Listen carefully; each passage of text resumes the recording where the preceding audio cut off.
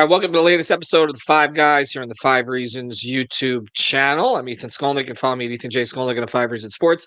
I got Alex Donno. You can follow him at Alex Donno. We're sponsored here by our friends at Better Edge. Make sure you're using the code 5RSN. That's the number 5RSN. Get $20 to play. The Euros are going on. You can play them right now on Better Edge. Our group at Messi and Company's been putting out their picks on this. So make sure, again, that you check it out. All the soccer action is on there, also baseball and more. Again, the difference between this and the other legal sports books in the state of Florida is that there is no VIG. So you're not just giving away free money. And also you can go to the markets and find the lines that you want. So check it out, betteredge.com. Use the code 5RSN and you'll get $20 to play. So, Alex, we're in an interesting time here. We did an episode previously about which team has carried which year and it was basically like if you go back since Pat Riley arrived, it's like 80% of the seasons the Heat carry. There are some years that other teams have been competitive, but for the most part, it's been the Heat. There's only been a couple of Marlins that we know of, obviously, the Panthers with a few more, and then the Dolphins. Not as many as there should be, considering the supposed history of the organization. It's really been a Heat town from a success standpoint.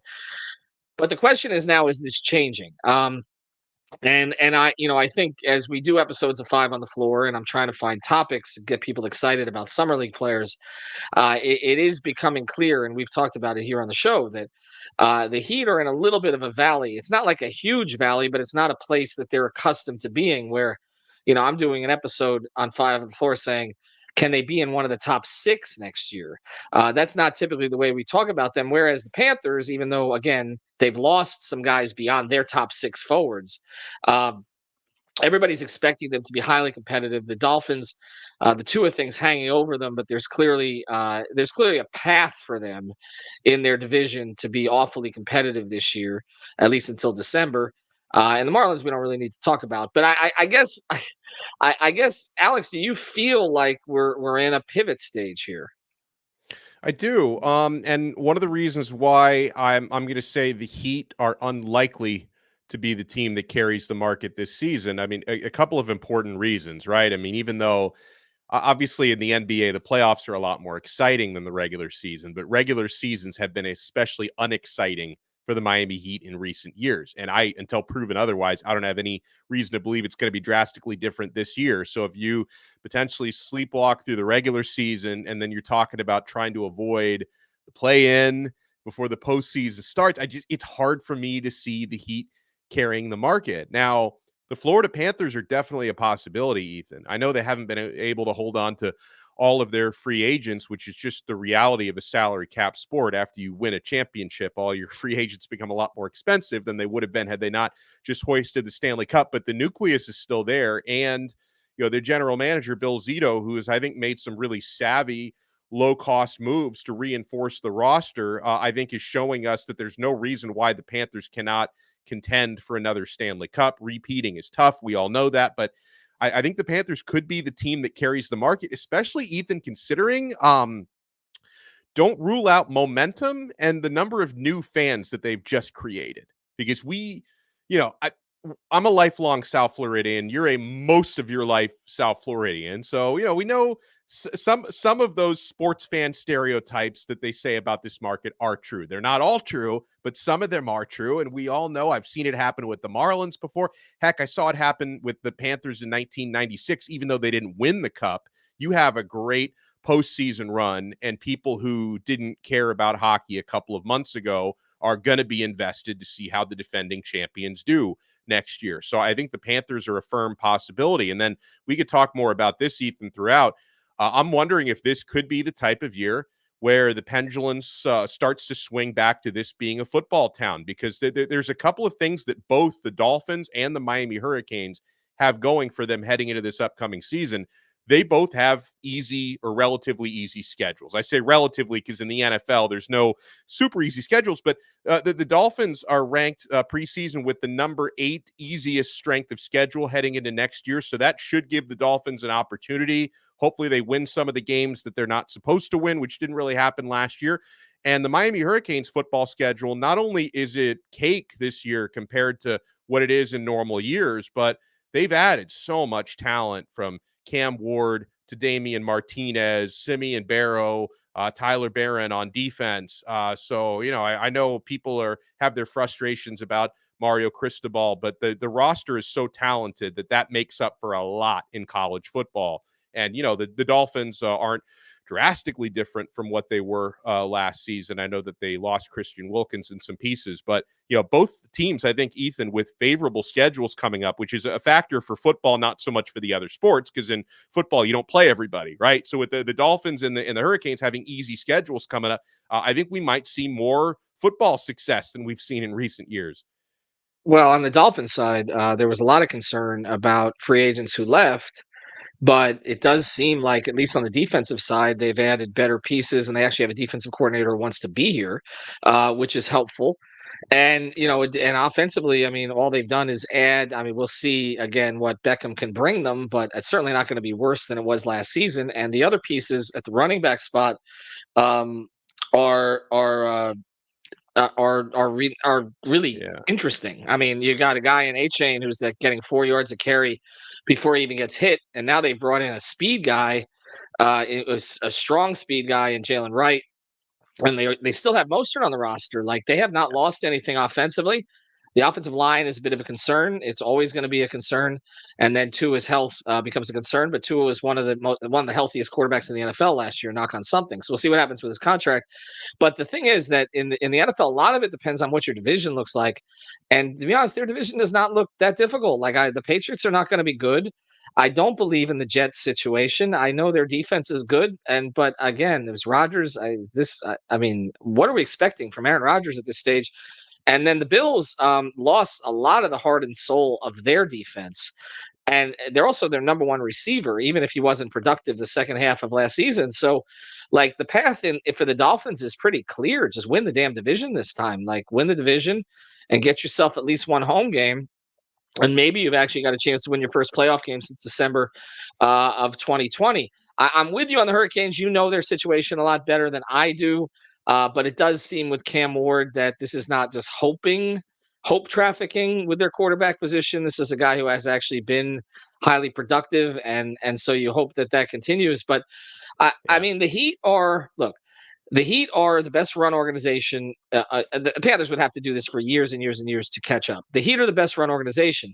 They seem to have the fewest tools to work with right now, though, and that puts them in that spot. Well, the fewest other than the Marlins, but so there could be a changing of the guard here. I see it in Broward.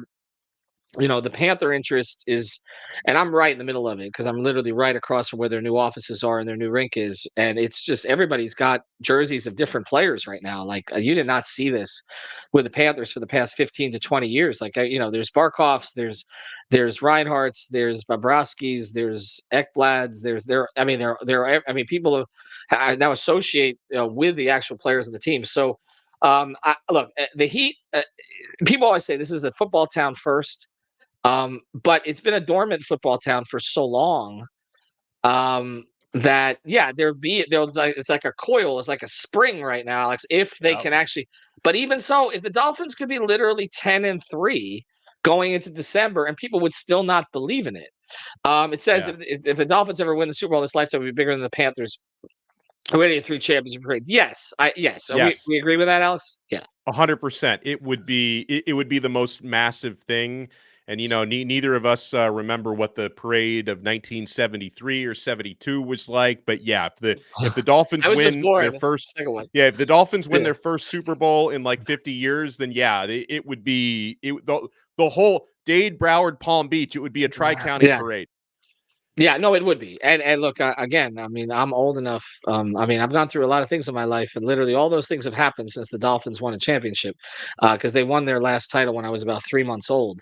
So that's about where we're at with it. And yes, it would be bigger. There's no question. Also, it'd be coming off the Super Bowl, which is a totally different thing than these finals series that the Panthers and the Marlins, even the World Series or the Heat have been engaged in. It's one game. It's for everything. It would be enormous. It's just, I mean, I don't know if it's gonna happen in my lifetime, like, literally win a playoff game first. Like, it's Yeah. been 24 years since they won a playoff game. So, so yeah, it would be a big deal, but I don't know that they get there. I'll say this, and I feel I don't know where you are on this, but if they don't win a playoff game this year, they need to replace the general manager. That's where I'm at. Like, Yeah. even if he's done some good things, like, you just can't, like, you can't go this long between playoff wins, particularly when you still have a pretty expensive roster, even if it's been reshuffled. Yeah, and I'll add this. I know this will ruffle a few feathers, but if you don't win a playoff game this year, I think you have to replace your general manager and then let your new general manager replace the quarterback if he sees fit, because Mm. GMs will oftentimes get joint at the hip with the Right. quarterback that they select. Now, knowing the way the Dolphins run things, they may only hire a new general manager if it's Mm. someone who signs off on Tua, which might limit their search. And again, Right. I'm not trying to discard Tua, but I do think that your general manager, whoever it is, should have the right to make their own quarterback evaluation. If he likes Tua, so be it. If he wants to draft somebody else, so be it. It wouldn't surprise me if they were to only hire someone who says, yes, Tua is irreplaceable. Yeah, I think that you have to look at everything, and again, some of this will depend on what kind of extension he gets, and also where the head Yeah. coach is at that point. And look, I'm a huge supporter of the head coach, but I also think that the head coach needs to win a playoff game this year too. I mean, it's year three. It's an expensive roster. He has the quarterback that he wants, and I want him to stay forever because he's so refreshing compared to what they've had before. But at some point, you got to deliver a result. And last year they were in position to deliver a result, and then they gave away the Titans game, and that changed the entire course of their season. Everything that happened from there, they were trying to dig themselves out of. But that was inexcusable, and there was coach error in that. And it wasn't, Yeah. it was coach error, it was player error, and that changed the entire course of direction that they were going. I want to mention a great sponsor here. Uh, and then we'll close up this episode. We appreciate everybody for joining.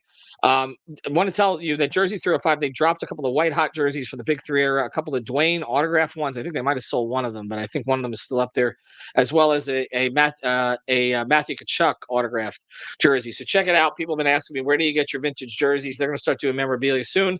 Here's Jerseys 305. Hey, it's Ethan Skolnick for the 5 Reasons Sports Network. We've got a great new sponsor that fits with us perfectly. It's called jerseys305.com. That's jerseys305.com. This is your home for dead stock and vintage jerseys from the Heat, Panthers, Dolphins, Marlins, and the other local teams. Their mission was born from a passion for wearing jerseys of the old styles and the past players. Jerseys 305 aims to make every fan stand out from the crowd with unique pieces that you don't commonly see anymore. Maybe 10, 15, 20 years ago, but not today. And Jerseys 305 was created by the fans, for the fans. They're diehards just like you. In fact, they're probably listening to this episode right now. So check them out, Jerseys 305, their partnership with 5 Reasons Sports, celebrating with a 10% discount on the next purchase using the code 5 at checkout. Unlock your exclusive savings on the entire vintage collection. All right, let me ask you this question. This is a good way to close. How many years is it going to take before the moral? We haven't really talked about Inter here, which is a weird. Inter's a weird thing. I wanted to circle back to that before we close out because I do have something to say about that. But go ahead with your question. Okay, how many years do you think it's going to be before the Marlins can crack the top three in terms of success in this market I for mean, this period of time? I'm not talking about historically. We know they can't. I'm saying right. when can they be one of the top? Because right now they're like 68th, but like how far away are they? 100 years. I mean, with this, but the thing is, like, with this current regime, Yeah, why would how do I even project that? Because they're just treading water and collecting their guaranteed revenue share is all right. they're really doing. Like, I mean, they would probably need some. I mean, good luck for them. It wouldn't be good luck for South Florida sports fans, but they would need good Mm, luck for maybe other teams just entering really bad periods at the same time. I mean, right. I don't see it on the horizon, Ethan. But I did want to circle back to, because in the opening segment you briefly mentioned Inter Miami. I didn't mention them at all, but I should, because there's no reason why they shouldn't be competitive for an MLS Cup Right. championship. I mean, they're near the top of the standings. They've been without Messi and Suarez and others when they've been on international duty. By the way, I hate, because I'm a big European soccer snob, and I hate the fact that in Major League Soccer, they don't take international breaks while the players are on international duty. Like in Europe, Ethan, Real Madrid's not playing games when international tournaments are going on. Like the MLS Yeah. continues their season as if nothing's happening, which is weird. Like your best players are off playing for national tournaments. So, obviously Messi's going to be back from international duty. Inter Miami, I think they're top 2 in the standings right now in the Eastern Conference. And like, I'm wondering if they can win an MLS Cup this year, how big would that be? Because not only has Lionel Messi really ignited a lot of the local interest down here, you see ticket prices for games, secondary market, it's crazy. But if Inter Miami win a championship, obviously Messi has won many bigger trophies in his life, including World Cups, Copa America's Champions League, domestic titles in Spain. But if they were to win an MLS Cup and have a parade, I would imagine that would become an international event of rabid Messi fans from all around the world wanting to come to Miami and be part of that celebration. So that would be big. Yeah, I could see that. Even if it happened, obviously in a North Fort Lauderdale location, and probably the parade for that one probably won't be on Commercial Boulevard, is my guess. No. I do want to credit the Panthers for doing it on the beach, because that's a much better idea than Sawgrass Mills would have been. I think the only thing with Inter, I do think for a moment in time, yes, I think the issue with Inter as we go forward is that eventually Messi is going to leave. And I like, we talk about, like, with the Heat, like the drop off from the big three, and would they ever generate that kind of excitement again? And they've kind of gotten close with the Jimmy era and some things that have happened there. But when you go from having the best player in the world who's kind of dropped in on your franchise for however many years it ends up being, and this is season 2, I just wonder, will the fan base, or will the casual fans down here still attach themselves to that team? Or, because now, yes, Messi's missed time. They've won matches, but there's always the belief he's coming back. Like, if it comes to a point where he finally retires, then I'm curious, like, what that looks like. There's gonna need to be some young stars that are developed, and obviously nobody is gonna be of that level. But they're gonna have to either develop the young stars, or they're gonna have to get international stars close to that level, and that's gonna be difficult. So that would be my only question. All right, thanks to everybody for joining today. Thanks to our sponsors, jerseys305.com.